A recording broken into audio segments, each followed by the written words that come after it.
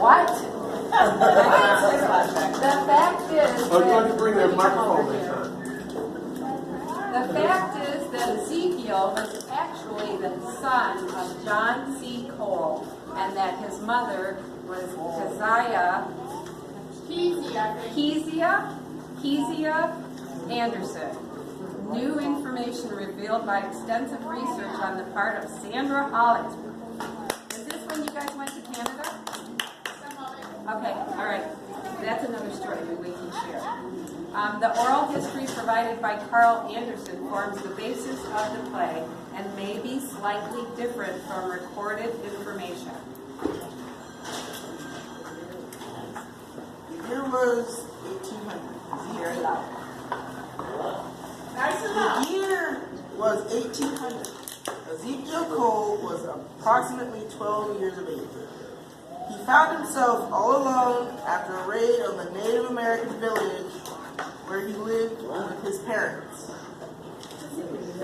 Standing near a tree, a familiar old tree with his head down, he tries his best to hold back his tears. He believes he must be brave. What shall I do? There's no one left. What will I do without my family? A tall white man approaches Ezekiel. You're welcome to come home with me, Ezekiel. I promise no harm will come to you, and you can live with me and my family. Mr. Anderson. I made up my mind. I will join the Eastern Tennessee Volunteer Militia. I hope you approve. I think you should make up your own decisions. You're a grown man now. Please hear. Ezekiel leaves to join the militia, feeling that he is strong and brave. Records show that Ezekiel joined the Eastern Tennessee Voluntary Militia in 1814 and assigned to a company of mounted gunmen later referred to as the Cavalry. The captain was John Brown.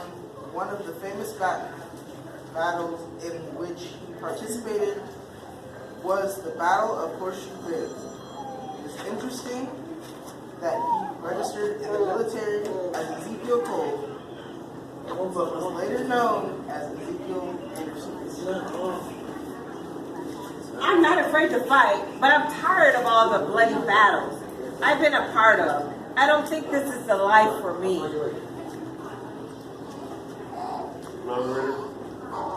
Ezekiel resigns after a few months of fighting. He receives his last pay from the militia in May 1814. Well, they paid me a total of $90.52 for my services, and my horse was worth more than, worth more than that. I only earned $8 a month. Ezekiel mounted up and rode away on his personal belongings. Having apparently made friends with a fellow soldier in his company by the name of Goin, Ezekiel rode with him to Kentucky. There he met a beautiful young woman named Winnie Goin. They soon became friends, and within the next year, there were plans for marriage. His life was changing. Ezekiel. I hope you will do the honor of becoming my wife. I would like to spend the rest of my life with you. Ezekiel stands with his hat in his hand, looking into Winnie's eyes.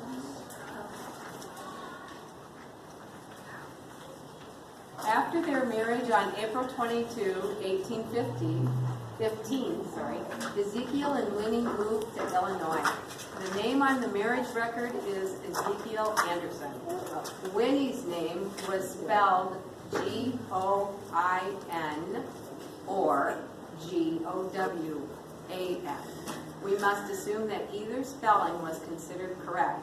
The Andersons lived in Crawford and Lawrence counties in Illinois for more than 20 years. There, they became the parents of Jefferson, John H., Mary, Matilda, Harriet, Adeline, Winna Ann, Andrew, Ellis, and Amon. People are finding farmland at a good price in Michigan. Do you think we should consider moving there? You know I haven't felt right about living here since the troops forced those people to march west and leave their land. Ezekiel seems anxious as he discusses moving with Minnie. You might be right. Even though we've done well farming here, it's probably time for us to move to Michigan. Ezekiel and Winnie refer to the Trail of Death, a forced march of many Native Americans in Illinois in 1838, intended to allow more white settlers to occupy their land. Although Ezekiel had been listed as a colored man on the census report, because he was married to a woman of color, he wasn't sure the government would allow him to live in the same state. Remember, Ezekiel had no tribal connections since he was still a child when he was taken by the Andersons. Nevertheless, he could still be identified as a Native American because of his ethnicity. I've made arrangements for us to sell out and move to Cass County, Michigan. I believe you will all like it there. Help me get everything loaded. You better be right. Packed up their household goods and prepared to leave Illinois for good. A few years later, after the arrival of the Andersons in Cass County, Michigan, their son John H. decided to marry Frances Allen Day. She was the daughter of Joseph Allen and Rebecca Deborn Allen. Frances was 17 years of age and John H. was 22 when they said their vows. On March 22nd, 1849, witnesses were Ezekiel Anderson and Joseph Allen. John H. I think it's supposed to be John B, but Oh, John, is it him? no, it's me. I promise to love you and to take care of you in sickness and health till death do us part. John takes her hand and looks into her eyes with love. I vow to be a faithful and obedient wife for as long as we live. I hope so. Oh, that's adequate. Idiot. Okay. I hope so. John H. Anderson and wife were the parents of 7 children. They were Jefferson John Wesley, James Exum, Anne Geneva, Mary Ellen, and Helena. In the early 1860s, the Civil War was raging. The states in the South had decided they would form a separate country. They called it the Confederacy. The dividing issue was slavery. At first, African American men were not encouraged to join the Army, but after losing several battles, the United States government asked that all able-bodied men fight for their country. John H. Anderson considered the fact that his brothers, Andrew, Jefferson, Amon, and Ellis, had enlisted and felt that he also had to go to war. John. Oh. I must go and fight with my brothers. Slavery has to come to an end. We are all needed to win this war. I hate to leave you and all the children. I understand that you feel that you need to go and join our brothers and all the brave men trying to end this conflict. Frances weeps as John H. prepares to leave. She kneels to pray for his safe return. Pretend like I knew.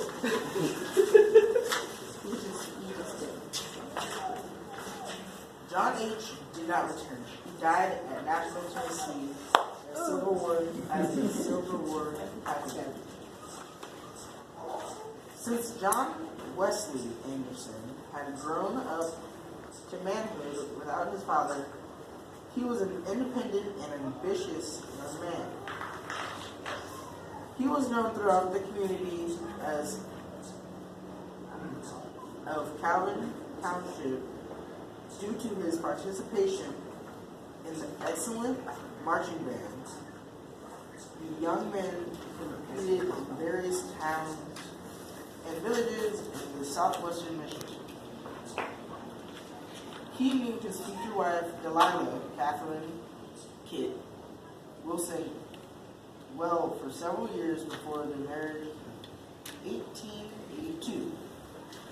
She was the daughter of Macomb and Elvira Cooker Wilson. All right. Very good. We will always be together, Kit. I believe we were meant to be married. They embrace as they plan to announce their upcoming marriage to their parents. Yes, John, I will gladly marry you. I think you're a responsible, steady man.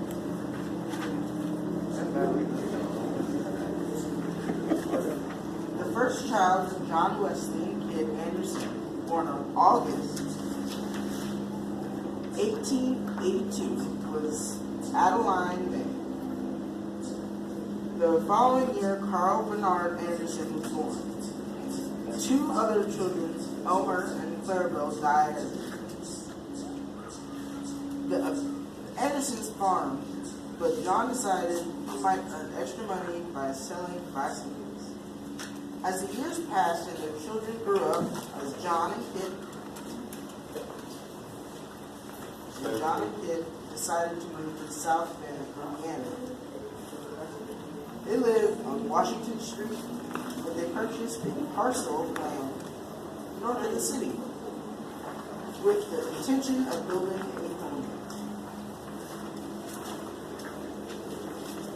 a home. I have a good job at the Singer Sewing Machine Company. I will be driving a team of horses hauling goods for the company. We will be able to save money. Narrator. Kit and John were very optimistic about their future. Things went well until the day a team of horses, having been scared by some unexpected sound, ran wild. John was thrown off the wagon. He sustained a head injury that required surgery. The surgeon said they could remove a blood clot from his brain, but they didn't think he had a good chance to recover. Kit decided against allowing the operation. The next few years were extremely difficult for her and her adult children, Carl and Adelia. As they cared for John to the best of their ability. He finally had to go to a hospital in Kalamazoo, Michigan, where he passed away in 1925.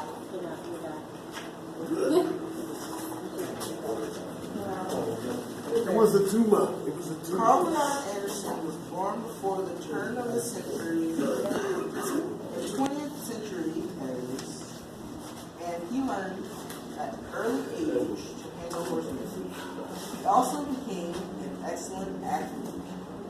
He was good at both track and high jump when he was young.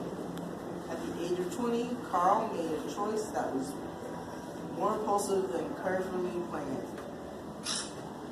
He and his girlfriend, Emmeline Harris, went on a celebration and eloped. Every year, people in Calvin Township community celebrated Emancipation Day in honor of freed slaves. It was late on the night, August 1st, 1904, when the festivities were. I guess your parents will have a fit in bringing you home late. You know Mom and Pa would punish me. I was supposed to be home by 10 o'clock.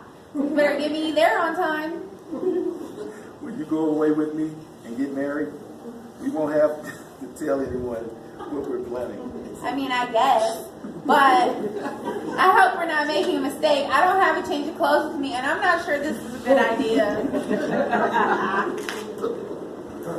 They hold hands as she finally agrees to his plans to leave his horse and buggy and a friend and board a train in Detroit.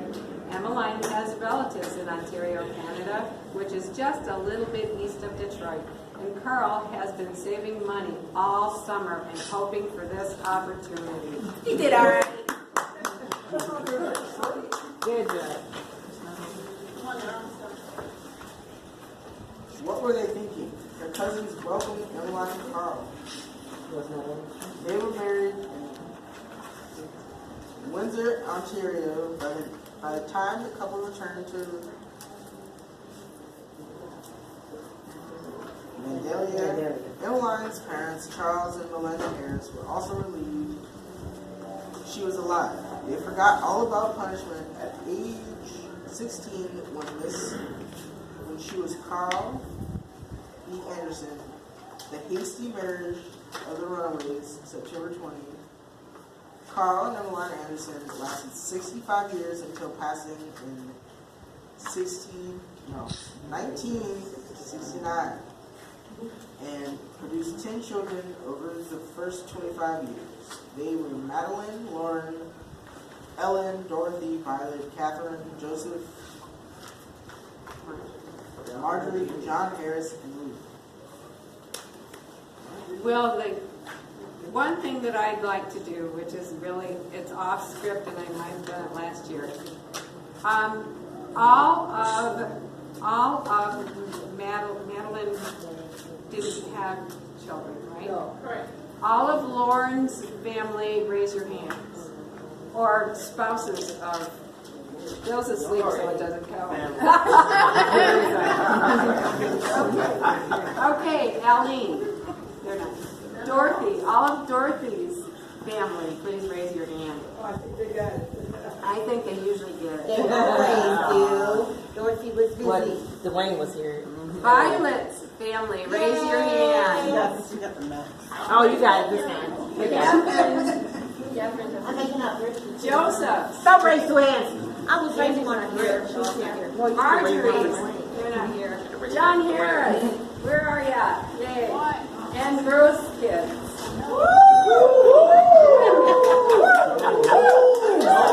Raise your hands, twins!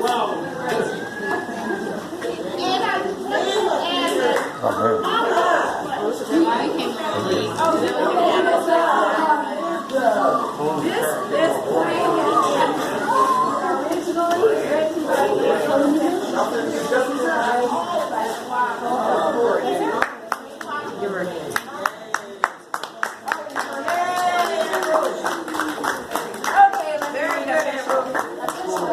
written by Walker, based on information provided by Sandra Hollingsworth, Carl Anderson, Emmeline Anderson, and many others. Thanks for your inspiration.